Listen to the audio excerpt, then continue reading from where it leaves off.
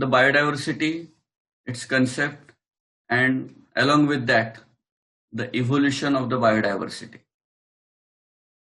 As we discussed earlier, whatever technical terms are there, that can be discussed in English, and something that would not be easily understandable, that can be converted or that can be interpreted into Marathi.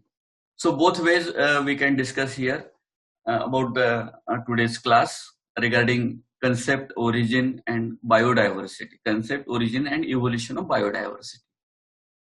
So just keep eye on your screen so that you can read easily. I'm going to present a presentation which is on your screen. So as you know, biodiversity itself is nothing but the life and its various forms which are developed during course of the evolution. And we are today at the end, or we can say that at the top of the evolutionary trend. So what is the concept behind that? Concept is to analyze the various forms which are developed during the evolutionary period. Earlier age, where we find the various forms has been developed on the earth, and it is continuously developing since from the thousands of years. This diversity itself creates a support system for the civilization. Civilization म्हणजे काय? There is the group of organisms which live together along with the biotic and abiotic factors.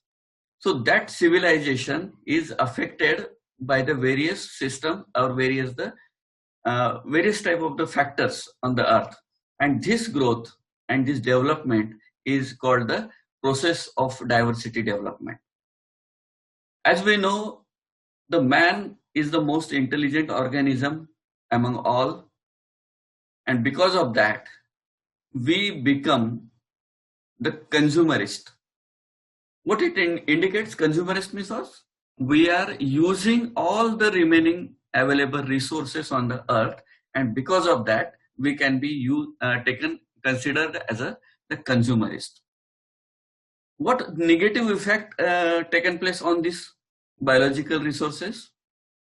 Because as we are utilizing the maximum number of resources, we today found the scarcity of those resources. Just take the example of fossil fuels. Fossil fuels, nowadays we find there is the scarcity of fossil fuels, and day by day the increase in the price of fossil fuels, just like petrol, diesel is today we are facing that. So thus the diversity of life on earth is great, and that is sustainably we have to use. And because of that we must know what is the biodiversity and how it has been developed. This is the only possible. The conservation of this biodiversity is only possible when treated or maintain this biodiversity as an important resource and prevent the extinction of the species. As we know, every species has its own importance. आपल्याला माहित आहे की साधारण 200 वर्षापूर्वी जेव्हा पेनिसिलिनचा शोध लागला, penicillin हे एक फंगस आहे, बॉटनीमध्ये आपण त्याला स्टडी करतो. अननोइंगली दुसऱ्या महायुद्धाच्या दरम्यान त्याचा शोध लागला. ब्रेडच्या वर वाळलेली बुरशी आणि ती बुरशी सहित खाल्लेले ब्रेड जेव्हा सैनिक खात होते, भुकेनं व्याकुळलेले सैनिक जेव्हा ते खात होते, तर डॉक्टरांच्या असं लक्षात आलं की असं कुठलंही अन्न, बुरसटलेलं अन्न खात असताना ते पेशंट इतर पेशंटच्या तुलनेनं, इतर जखमी पेशंट किंवा इतर जखमी सैनिकांच्या तुलनेनं फास्ट ग्रो होत होते किंवा फास्ट रिकवर होत होते. आणि म्हणून अशा वेळेस जो आपल्याला डोळ्यानं दिसतही नाही असा फंगस पेनिसिलियम, त्याचा शोध लागला. आणि आज जगामध्ये सगळ्यात जास्त वापरल्या जाणारं पेनिसिलियम हे एक औषध आपल्याला इथं बघायला मिळतं. म्हणजे एव्हरी स्पेसीज आपल्याला दिसत असेल, दिसत नसेल तरी सुद्धा ती अत्यंत महत्वाची आहे आणि तिची जपणूक करणे हे आपलं सगळ्यांचं कर्तव्य आहे. तर व्हॉट इज बायोडायव्हर्सिटी? काल तुम्ही सांगितलेलं आहे, it is just a biological entity, species and species which deals with the degree of nature's variance. म्हणजे नैसर्गिक पद्धतीने त्याच्यामध्ये जे काही चेंजेस आपल्याला दिसतात, जे काही त्याच्या आकारमानात बदल दिसतात त्याला आपण बायोलॉजिकल डायव्हर्सिटी किंवा बायोडायव्हर्सिटी म्हणतो.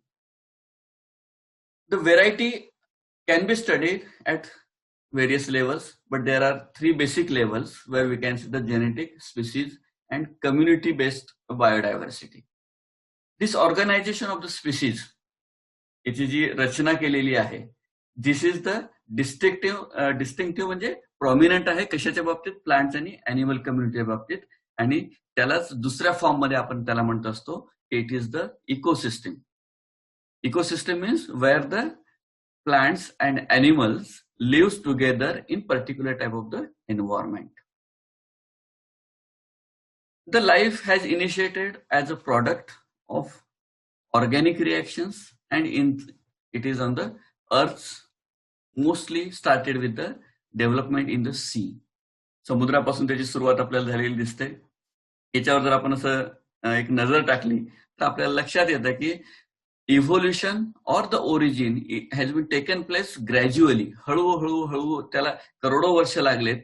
जी आज सिस्टम इथे एस्टॅब्लिश झालेली आपण बघतो प्लांट आणि अॅनिमल्सची, तर ही डेव्हलप व्हायला त्याला करोडो वर्ष लागलेली आहेत आणि ते हळूहळू डेव्हलप झालेली आहे. नाउ युनिसेल्युलर आणि अनस्पेशलाइज्ड फॉर्म्स. आता युनिसेल्युलर ऑर्गॅनिझम्स कुठले आहेत, जसं आपण सुरुवातीला म्हटलं की there is development of the smaller organisms in the sea. मग सर्वप्रथम जे तयार झालेले असतील these are normally the unicellular organisms, mostly the group of diatoms. म्हणजे आज तुम्ही जेवढ्या ऑर्नामेंटल डिझाईन्स बघता, आता मुलींना साधारण माहित असते की जे ऑर्नामेंट गळ्यामध्ये घालतात, कानामध्ये घालतात, तर त्याच्या ज्या बेसिक डिझाईन आहेत they are inspired from the diatoms. समुद्रामधला असा एक पेशीय जीव आहे की ज्याच्यामुळं ज्याचे स्ट्रक्चर हे अशा ऑर्नामेंटेशन भरपूर आहे, आणि म्हणून these unicellular organisms are gradually get developed from single cell to multicellular structures and from multicellular structures to the lower plants to the higher plants.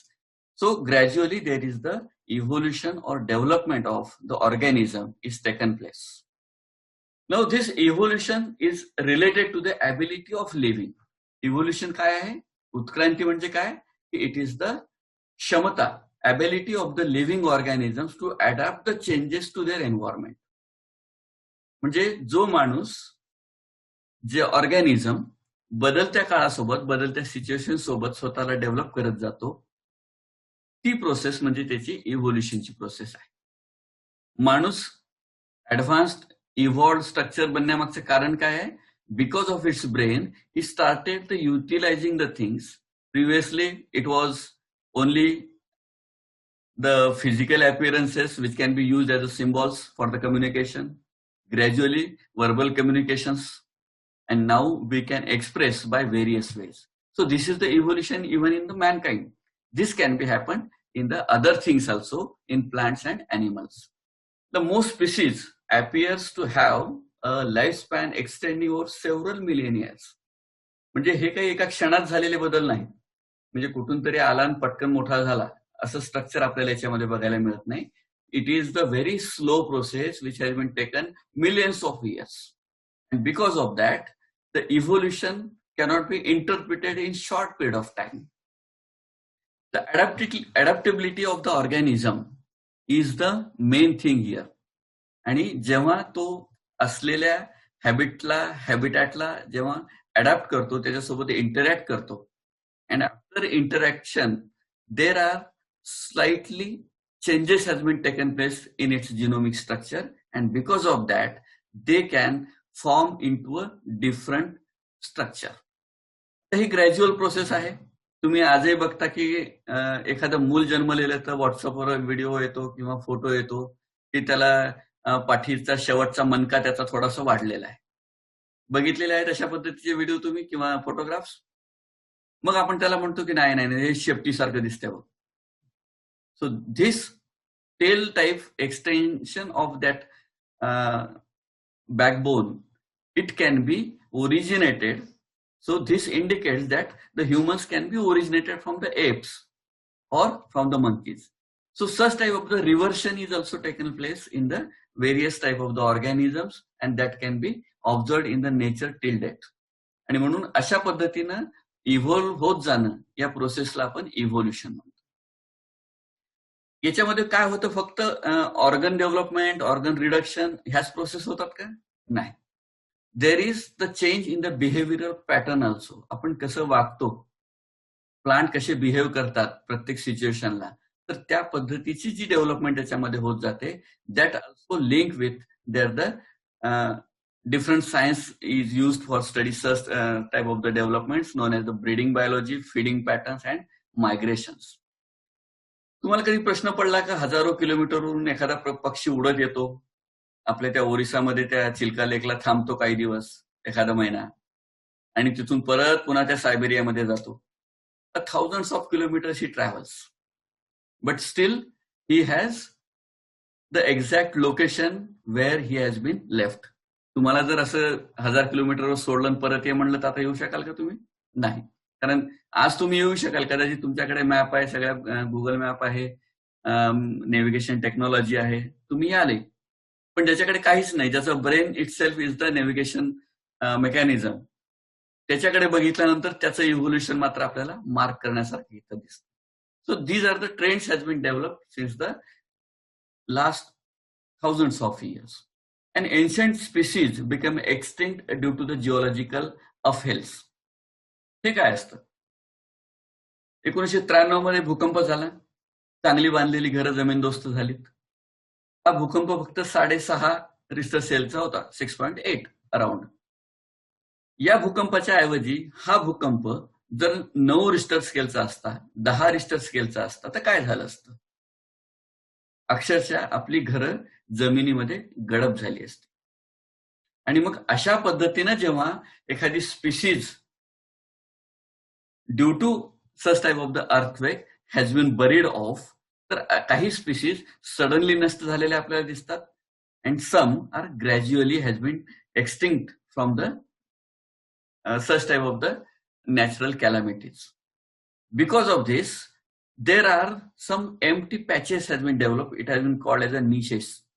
Now these niches are the houses for the upcoming entities, and where we can find some few new species has been organized, developed in such type of the locations. आणि म्हणून अशा लोकेशनला तुम्हाला काही वेगळ्या species develop झालेले दिसतात.